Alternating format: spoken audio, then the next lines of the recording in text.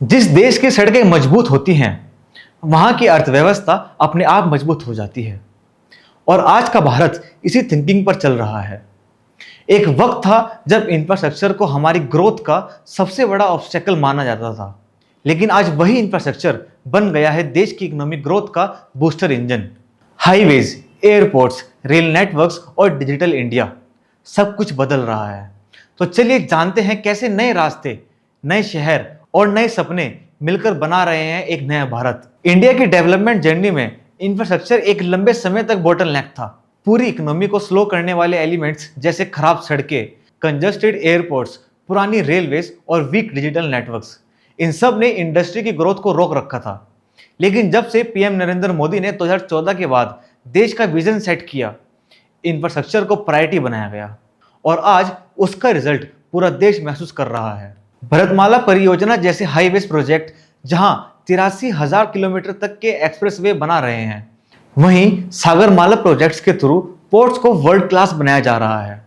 Dedicated freight corridors rail transportation को efficient बना रहे हैं और उड़ान स्कीम्स के थ्रू टायर 2 और टायर 3 सिटीज भी एयर ट्रैवल से जुड़ चुकी हैं।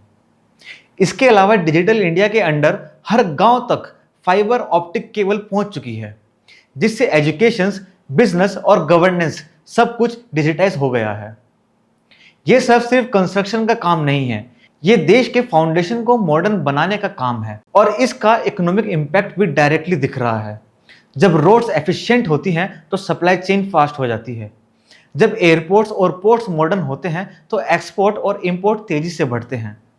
Rail freight corridors manufacturing cost को कम करते हैं और जब डिजिटल इंफ्रास्ट्रक्चर स्ट्रॉन्ग होता है तो नए स्टार्टअप्स, फाइनटेक कंपनीज और डिजिटल प्लेटफॉर्म्स को बूम होता है। यानी इंफ्रास्ट्रक्चर हर सेक्टर में ग्रोथ को फ्यूल का काम करता है, जॉब्स क्रिएट करता है, इकोनॉमी को बूस्ट देता है। और सिर्फ इंडस्ट्री ही नहीं, टूरिज्म भी इंफ्रास्ट्रक्चर का एक बड़ा बेनिफिशियरी बना है। जब सड़कें स्मूथ होती हैं, एयर कनेक्टिविटी इंप्रूव होती है और फैसिलिटीज बेटर होती हैं तो टूरिस्ट को डेस्टिनेशन तक पहुंचने में आसानी होती है। Char Dham all weather roads project से रिलीजियस टूरिज्म में तेजी आई।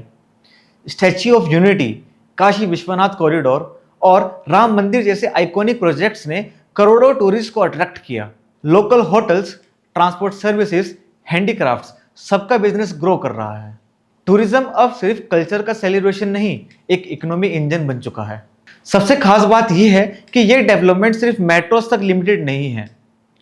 विलेजेस और छोटे टाउन्स सब इस ग्रोथ का हिस्सा बन रहे हैं।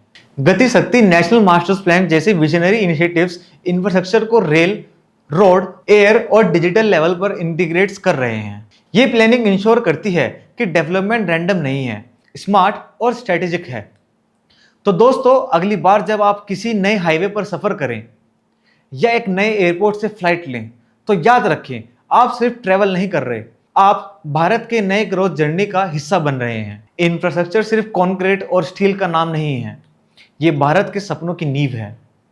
अगर आपको ये वीडियो पसंद आई हो तो लाइक जरूर करें। कमेंट में बताइए आपके शहर में कौन सा इंफ्रास्ट्रक्चर प्रोजेक्ट चल रहा है और चैनल को सब्सक्राइब करना ना भूलें। जय हिंद।